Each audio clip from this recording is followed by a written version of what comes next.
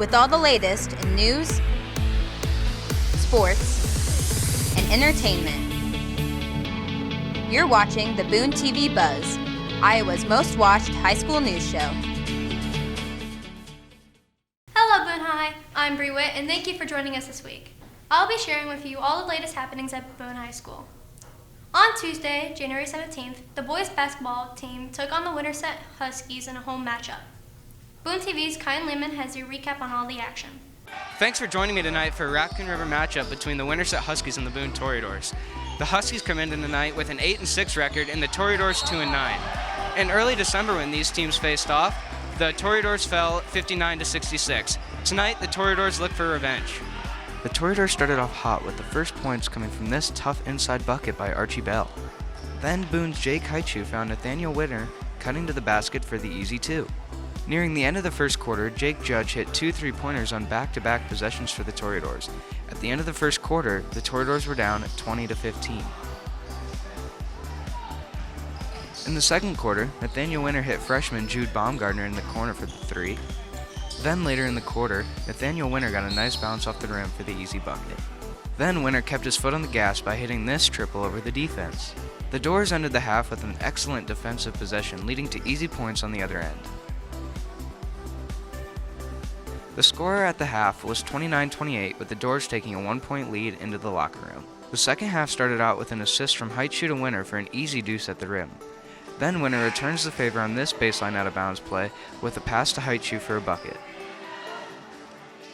The third quarter came to an end with this buzzer beater by Baumgartner, giving the Toreadors a 3-point lead at 41-38. In the fourth, the Toreadors struggled to find the bottom of the basket and only scored 4 points, 2 of which came from this pull-up jumper by Winter. Winterset continued to score with these buckets as they climbed back into the game, taking the lead with 4 minutes and 6 seconds left in the game and never looked back. At the end of the game, the Toreadors tried to foul to get the ball back, but to no avail. The Huskies got on the bus happy as they went home with a win and a score of 49-45. This has been Kyan Lehman for BooneTV. Next up, we have a unique feature on the lovely Boone hiking trails.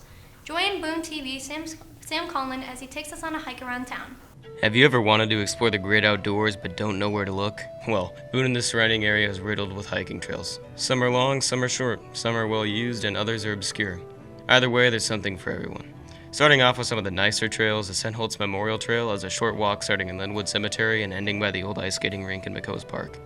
From the trail, you can walk along the roads of McCoe's Park or enter into a much more wild trail system. In the loops around McCoe's, you may be able to find a trailhead leading to an unmarked path. These trails are one big network around the southern parts of McCoe's, mostly consisting of old roads and deer trails. It's a crisp climate surrounded by creeks and currents, crumbling cliffs, and captivating conifers, all to yourself as you wander through the seldom-touched landscape. Also, the ledges are a monster when it comes to trails. There's several trails with marked trailheads along the canyon drive, such as Old Indian Trailhead or Crow's Nest Loop. One of the most famous trails is Lost Lake Trail, which is about a mile long. The trail leads to a shallow pond deep within the wilderness, but that's not the most interesting part. The real hidden beauty of this trail is the overlook of the Des Moines River. About halfway through the trail, a small, non-paved path branches off from behind a bench. Follow this and you'll end up on a precipice that sees the Des Moines River. Be careful as the rock is steep and in the winter it can be slick too. Either way, enjoy the lively lakes and look out on the beautiful blue water of the Des Moines. Finally, Don Williams is a great spot for getting outside. Not only is the man-made lake good for fishing, but also great for hiking. There's trails scattered along the roads, including Lakota Trail and Bluff Creek Trail. Both of these aren't frequently hiked and have a real wild feel to them. Between the rejuvenating reservoir and the life it gives, Don Williams is a great place to retreat for a while and be totally immersed in the wilderness. That was all, folks. Thanks for tagging along. All these trails are a nice retreat from day-to-day life, so I encourage you to hike as many as you can. This has been Sam Conlon with BooneTV. Thanks for watching, and get outside and go on an adventure. Also this week, we have a review of a popular video game. BooneTV's Daniel Mott will give his input on Shovel Knight Dig. Have you ever played a roguelike? There are types of games where every time you play, the levels are different, and there's a permadeath and no progression system. Popular examples would be the Binding of Isaac, Enter the Gungeon, and Hades. Now what if I told you that there was a roguelike that featured a cerulean knight wielding a shovel? That's right, we're talking about Shovel Knight, baby. Woo!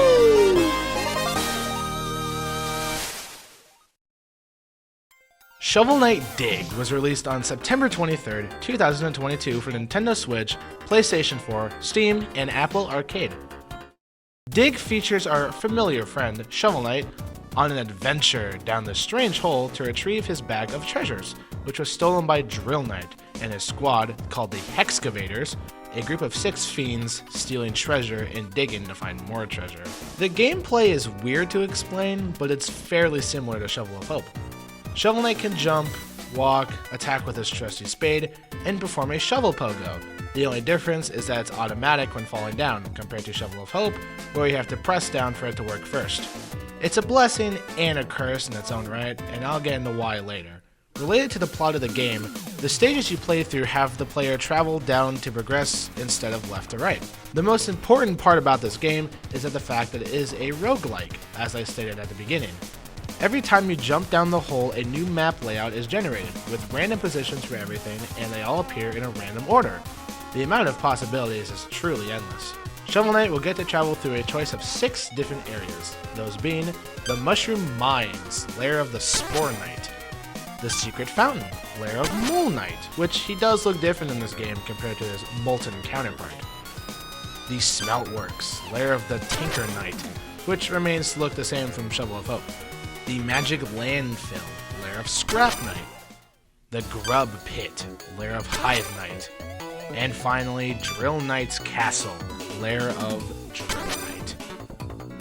All of these areas have their own gimmicks to separate them from the others, which is very important when it comes to the layout. Usually the order wouldn't matter, and it never does in this game. But if you want the true ending, you have to explore all 6 areas. You may be asking, how do you do that? Remember the overworld? That owl right there. Smack him with your shovel and bring him down the hole with you. Doing that one event will trigger a whole series of events that lead up to the true ending. Personally, I've never completed it myself, but that does not mean that I didn't try. I spent a good 3 hours trying to get a good and lucky run and never got one. Which is exactly why the main issue starts here. Luck! Shovel Knight Dig requires so much luck in your favor just to get halfway into your journey. Layouts won't always give you more health or mana, or for that matter, the money to even afford those. It requires luck to even get a good start. And if you see a room that you want to go to, but you can't reach it, well darn, that sucks. Shovel Knight jumps lower compared to Shovel of Hope, meaning he won't be able to jump back up anymore. And even though Dig has so many negative attributes to it, the amount of positives easily make up for it. First off, amazing art style. I'm pretty sure that's a given with a game like Shovel Knight. Second, the music is also amazing. Still a given with a Shovel Knight game. Third, playing through the game is actually enjoyable. Take what I said earlier with a grain of salt. Playing through multiple times is so entertaining, knowing that you'll always be on the lookout to better your previous run-throughs. Dig is fun, you just need to find out what makes it fun for yourself. I think we can all agree that Shovel Knight Dig is one of the best games in the series. Is it the best?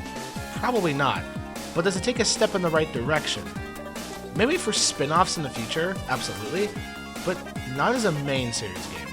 I'd rather stick to the traditional 2D platformers that they've always been doing. And with that all out of the way, that was Shovel Knight Dig. It's not my kind of game, but I still had a great time with it. And with that, this is the end of the video. I'll see you guys in the next one. Dan, out. Up and coming Kyle Joning asks a question. What's your favorite pizza topping? And do you prefer Canadian bacon or pineapple? Question of the week! Question of the week!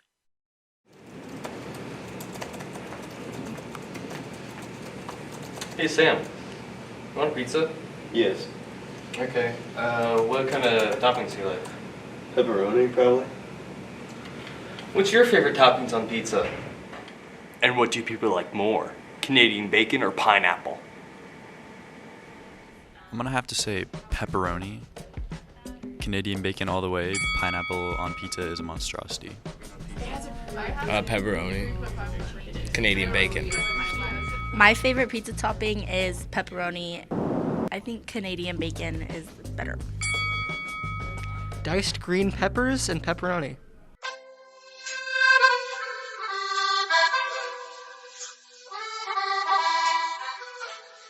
Canadian bacon. Me encanta el queso. Piña. My favorite pizza topping is pepperoni. And then I prefer Canadian bacon. I like Canadian bacon with pineapple. Pineapple. Mi carne favorita en pizza es pollo. Mi favorito es jamón. My favorite topping on pizza is just pizza sauce. You don't eat anything else.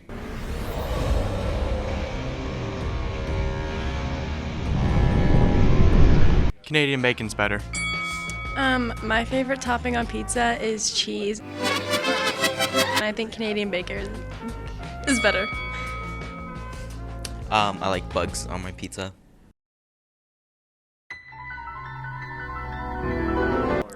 Pineapple. Pineapple is just good. Canadian bacon all the way. Next to wrap up this week's show, BooneTV's Matt Deleski plays his Doom Funny montage.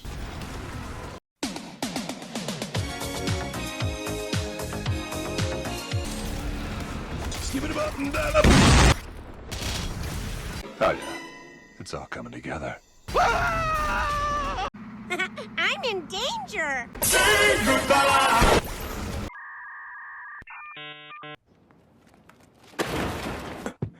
Art, I don't want to alarm you, but there may be a in the house!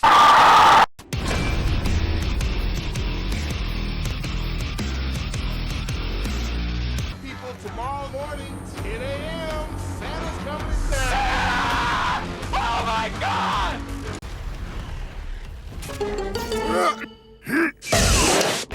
Don't let your kids watch it! Let me tell you something. All right. Let me tell you something. You can't just shoot a hole into the surface of Mars. You don't want to be like this. This is disgusting. This is awful in every way. If I could kill it, I would. But I legally can't. But I've considered it.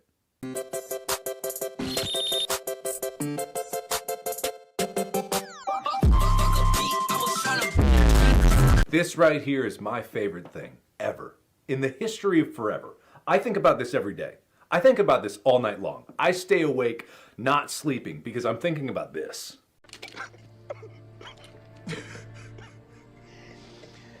Oh, no. I'm sorry. No. Woo! Yeah, baby! That's what I've been waiting for. That's what it's all about. Woo! This was insane! That was pure luck! I was not in control of that situation at all! Thank you for joining us for this week's Buzz. We will be back next week with all BooneTV's Buzz. In the meantime, make sure to visit us on our various social media pages. You can like us on Facebook, follow on Twitter and Instagram, and subscribe to us on YouTube. Roll doors.